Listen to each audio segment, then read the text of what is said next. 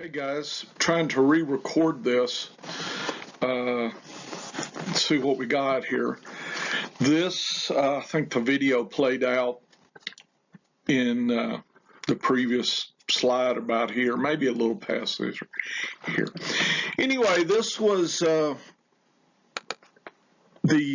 three model that people had thought about that represented lipid raft structure. And since these are lipids, people would use detergent to separate them. And the detergent I'm going to let y'all focus on is Tween. And there's some other detergents. And in the layered raft, in other words, all rafts are composed of multiple layers like a cake. Okay. When you do Tween purification, you purify the whole cake and the layers are present. Okay. So you would get this structure if layered rafts, if that was the model. Homogeneous raft, if you did Tween 20, what you would see would be, instead of layers, all the different lipids in these layered rafts would actually be compressed together, and there would be one giant layer. Okay, there would be no multi-layers. It would just be one layer here. So if you extracted lipid rafts with Tween, you would see one cake that all the layers have been mixed together to one layer. Okay, and at a heterogeneous raft model, if you did Tween 20, you could potentially find one type, second type, third type, more. So you would actually find and be able to purify the different types of rafts together. So your products could be three different cakes, okay, or more. Okay, one cake with layers, one cake, no layers, and then three different cakes. And that's the heterogeneous raft model. And the models, there's a lot of models that explain some of the data when they fractionate, but very different predictions. So 1 and 2 would be that all rafts isolated would have similar compositions, and any difference would be due to the isolations, what this is saying. But model 3 predicts the raft isolated by the same condition could be heterogeneous in composition because the domains themselves were different. Okay, so you'd have multi types of lipid rafts. Okay, they would not all be one or the same. And so when they look at the extraction and the data, model 3 explains the data better than all the other models at this point. So the DRMs were present. Some people use antibodies to bind to signaling proteins, and so you could visualize then the islands of the lipid rafts there. Okay, again, easy to do, not in live cells. To do in live cells, you would need things like special chemicals that would cross-link complexes, so you would actually lock the complexes together, and then you could purify that whole mixture here. You could do a floor and track, and of course you need specialized equipment and whatnot, and a fret. So you label two molecules, different floors, and if they come together, you get the fret phenomenon to a concept, and you can see under signaling conditions maybe two different proteins coming together, and your fret would be activated here. These two slides here, not you have to memorize, but they have found multiple different proteins with structure that have been targeted and found just in the lipid rafts. A lot of them have fatty acids attached. These little squiggles here are fatty acid moieties that are sticking down into the lipid raft. And then you have different other substructures here. These are these glycophosphoinositol linked proteins, and there's different variants and versions of them. Or you've got proteins that are just attached with a fatty acid molecule. Different fatty acids, could be the same, could be different. Here's some other different types as well. So lots of variation in cells and tissues as to what the lipid rafts are. The heterogeneous model says there's different type of lipid rafts, different proteins, probably for different potential functions. And so I think, again, the personalized concept will allow us to figure that out, you know, what the differences in people and maybe how good their lipid rafts are. So the first type of lipid raft were these caveoli, which are these basket-like invaginations that were even seen in the 1950s, but they didn't know what they were.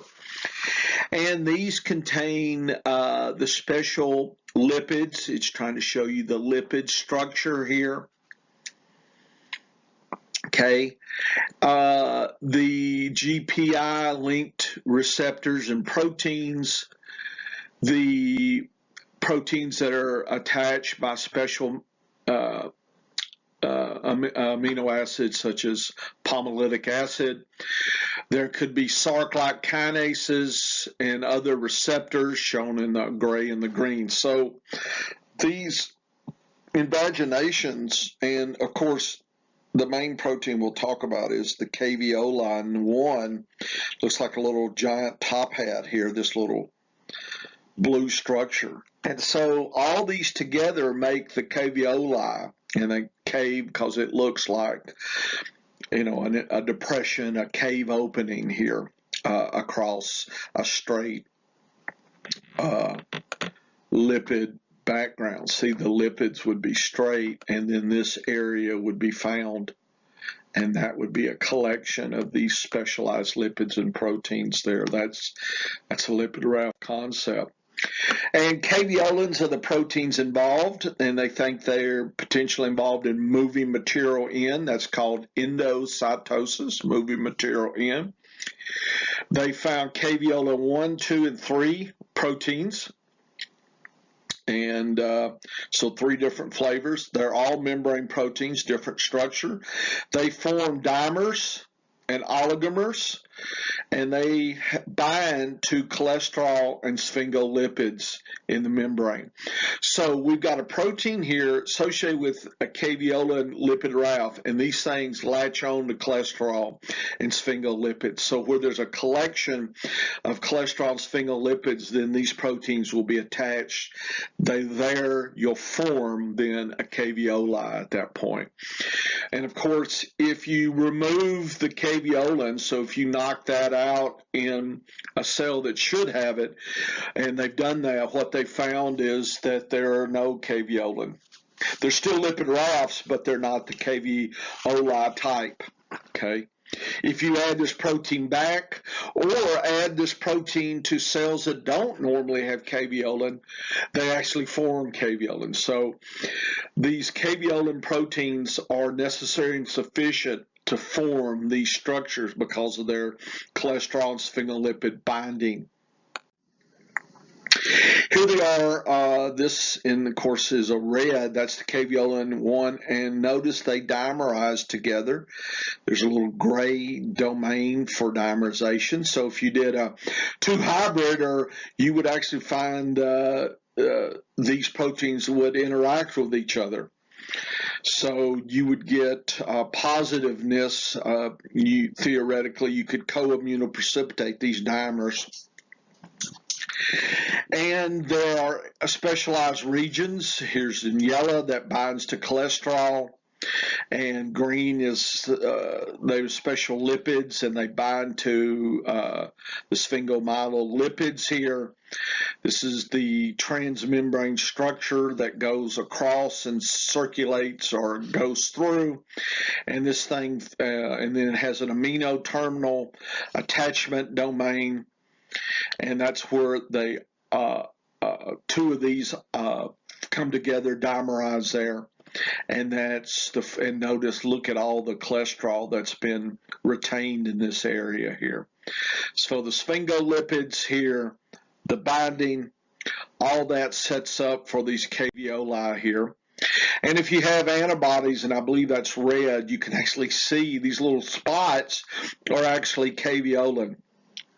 And I think they've stained the nucleus.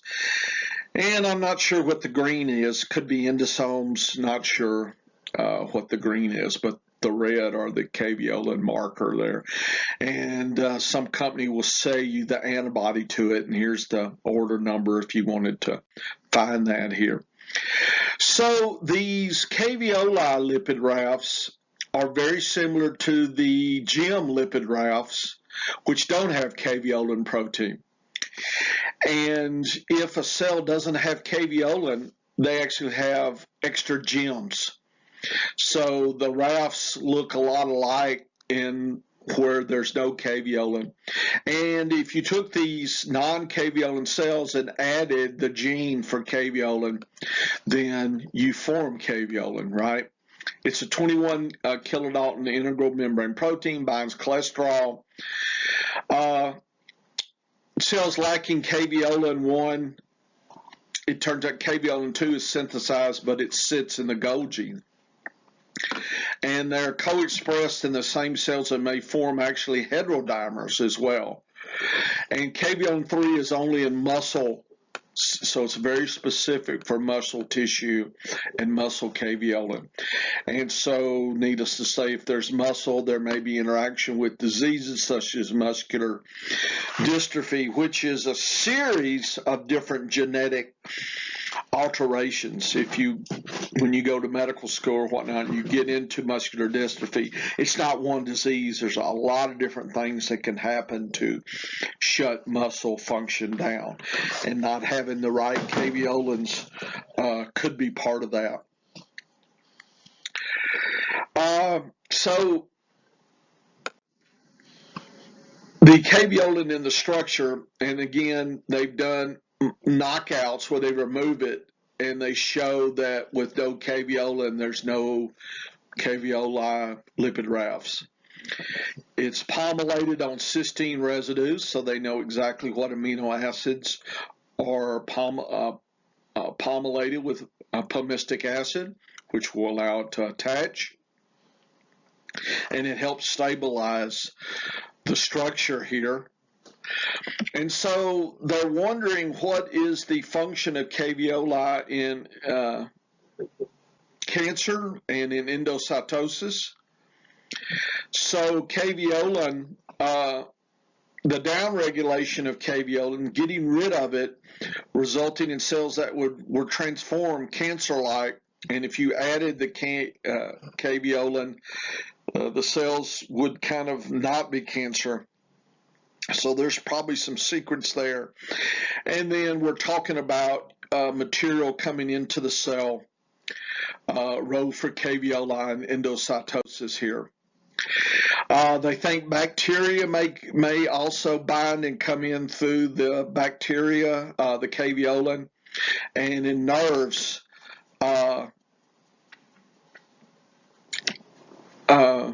what they found, especially in nerves, that there's microdomains enriched with other proteins in the dendritic spikes. And so they think that's where the signaling's occurring. So caveolin is handled differently in nerve cells, more of in a specialized area called the dendritic spikes. They have found that there's membrane traffic coming in through the caveoli, and they call the vesicles that are formed there cavicles, and the caveolosome is the structure. And what that looks like is the caveoli, and then this pinches off and travels down the microtubules with probably some type of, I forgot, diamine or kinesin, whichever one goes into the right direction. And these are transported and fused, and you got a caveolosome here, and you probably even got some maybe going out as well. And the actin is right at the surface and helps maintain the structure here. So in cells, there are the traditional clathrin protein coated pits. There are non-clathrin coated endocytosis and the caveosomes. 3 different ways material gets in. We'll talk about that.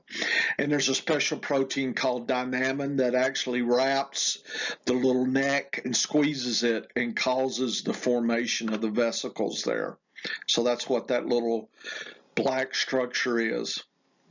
And it shows the sorting endosomes where you're going to late endosomes, or it's maturing, or they may be going back out, recycling, so taking material back to the cell surface as well.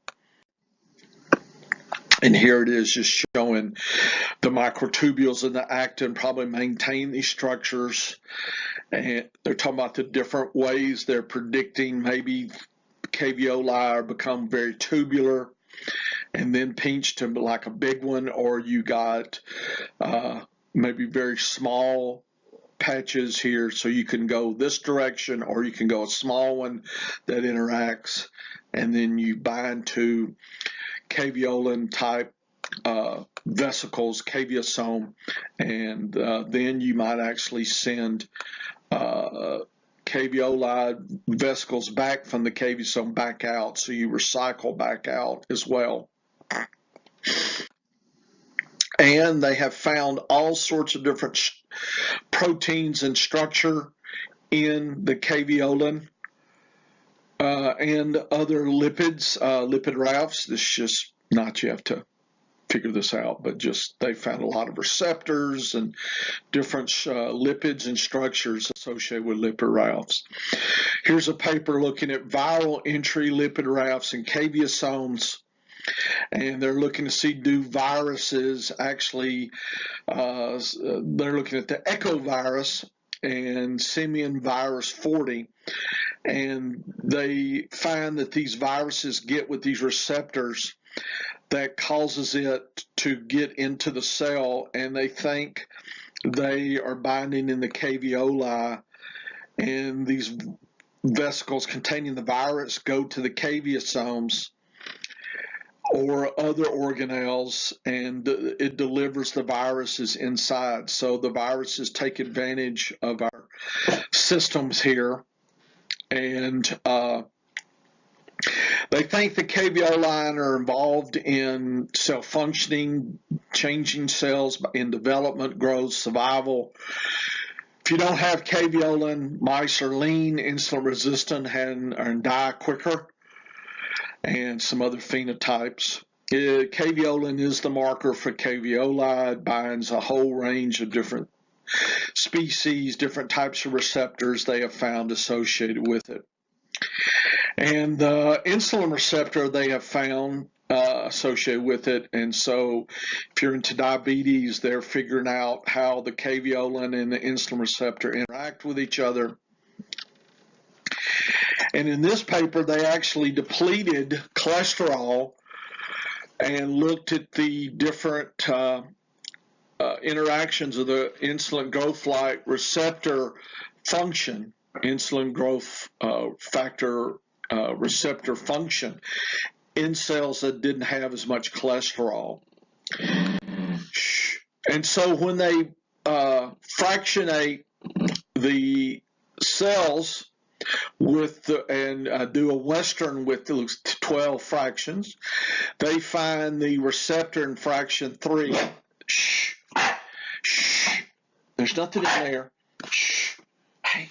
And so when they look at caveolin, hey, there's nothing in that door. And so when they look at fraction 3, they isolate the caveolin, and it's colocalized. But clathrin and vimentin are from other endocytic vesicles that are non-lipid raft, non-caveolin, and they're found to be in different fractions. When they feed these cells this treatment, methylcyclodextrin treatment, MCD, that depletes cholesterol, gets rid of cholesterol. And what they find is now in 2B, when they isolate the receptor, it is not in any of the 12 fractions, but the caveolin's there. So the receptor is gone when and is not associated with the caveolin anymore after they deplete the cholesterol here. So very interesting. Okay, we'll pick it up with cell signaling in lecture 4, and hopefully that's recorded fine. Move on to lecture 4 and let me know if it's not recorded fine. Thanks.